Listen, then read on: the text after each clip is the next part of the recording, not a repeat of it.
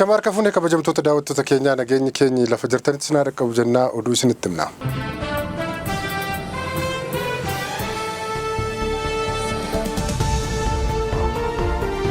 Manni maree ministeerota Itoophiyaa seerota haaraa dhimma annisaa niikuleeraa wal qabatan har'a raggaasise.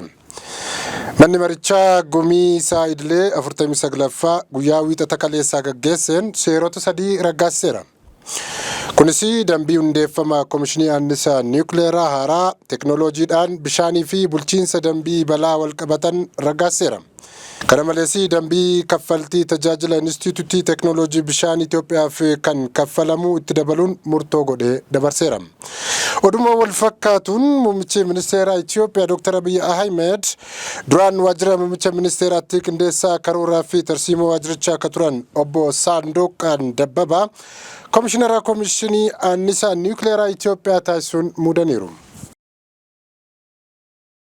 Barattoonni yuunivarsiitii barbaadanitti fedhii isaaniitiin ramadamuu danda'u jedhe ministeerichi. Ministeerri barnoota Profeesar Biraanuu Naggaa akka jedhanitti barattoonni fedhii isaaniitiin yuunivarsiitii fedhanitti ramadamuu danda'u jechuun beeksisaniiru. Haaluma kanaan yuunivarsiitiin yaada kanatti waliif hin gallee hojii birootiifis ooluu akka qabu Profeesar Biraanuu Naggaa ibsaniiru.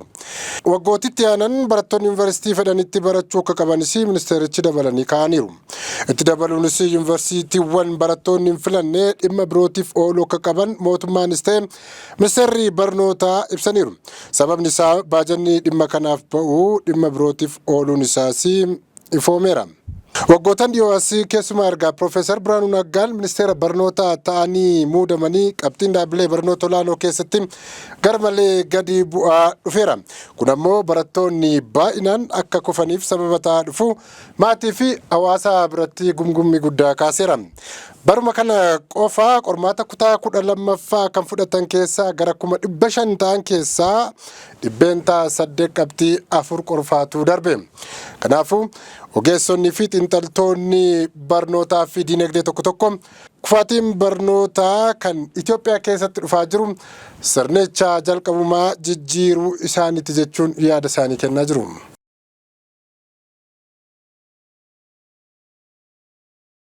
Masriin pirezidaantii Ameerikaa Doonaald Tiraampiif badhaasa guddaa kennuuf akka jirtu kaleessa beeksifte. Pirezidaantiin Masrii Abdul Fattah al-Siisiin badhaasa Naayil Koolaar jedhamu Doonaald Tiraamp badhaasuuf akka jiran himameera. Tiraampis hidha haaromsaa ilaalchisee akeekkachiisa haaraa kenneera. Pirezidaantiin Masrii Abdul Fattah al-Siisiin ga'ee Doonaald Tiraamp lola Gaazaa dhaabuu keessatti taphateef badhaasa akka biyya Masriitti kabaja olaanaa qabu Naayil Koolaar kennuuf ta'uusaa miidiyaaleen biyyattii himaniiru.